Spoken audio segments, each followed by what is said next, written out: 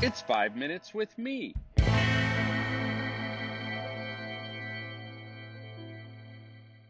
I'm a big fan of traditions. My family has a host of them. Some are meaningful, like our tradition of giving a Jesus gift at Christmas, where each family member gives into a pool and then we collaboratively decide where we give the total.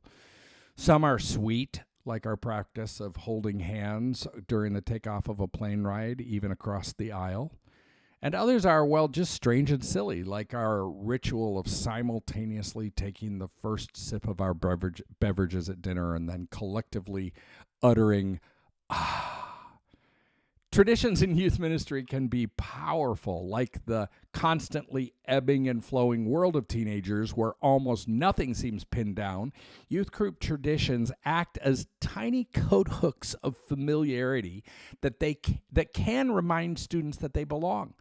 Like my family traditions, these can be serious or slapstick.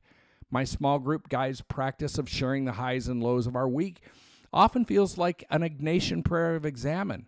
But then one of my youth groups had a tradition of offering visitors a unison single hand clap and a can of the strangest foods we could find as a thank you gift for trying us out. Sometimes our traditions become, though, sacred cows.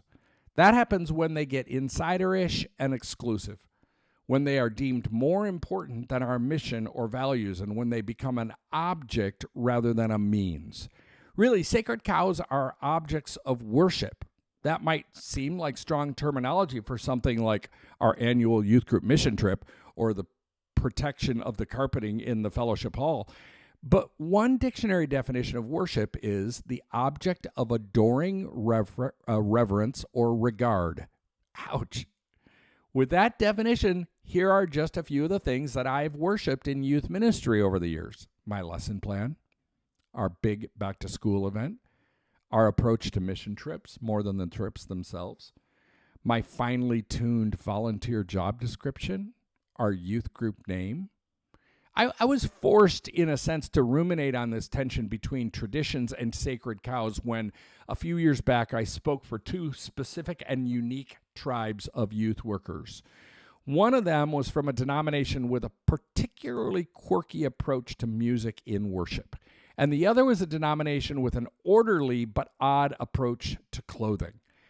As an outsider to both of these tribes, I'll be honest, their traditions seemed weird to me, and they still do. But weirdness in and of itself isn't a crime. Surely, I've been known to embrace more than my socially prescribed allotment of weirdness. Really, 3 cheers for weirdness.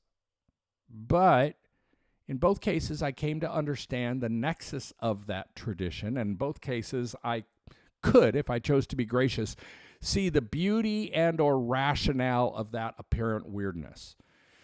But I couldn't quite get past the fact that in both cases, the this once made sense nature of the weirdness no longer made sense.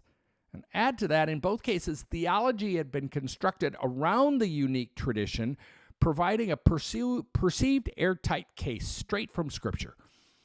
But what seemed airtight to some sounded like a massive hissing air leak to me.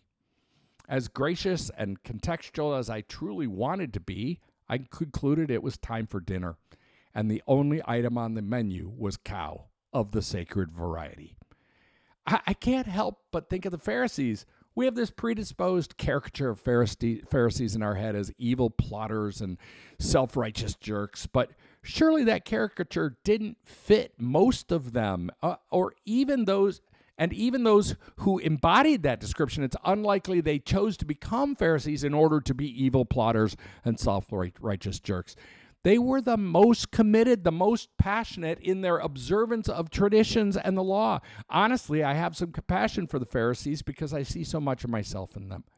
I have no interest in finger pointing. It wouldn't be helpful for me to point out those two lovely but weird groups who invited me into their midst and just say, look, it's beef. Instead, I desire to do 2 things in my own life and family and in my youth ministry work. First, I will continue to create new traditions and relish the old ones. But second, I will be vigilant in watching that they don't become objects of worship. And if they do, and when they do, I want to be the first to call out, who's hungry? The Youth Cartel Podcast Network.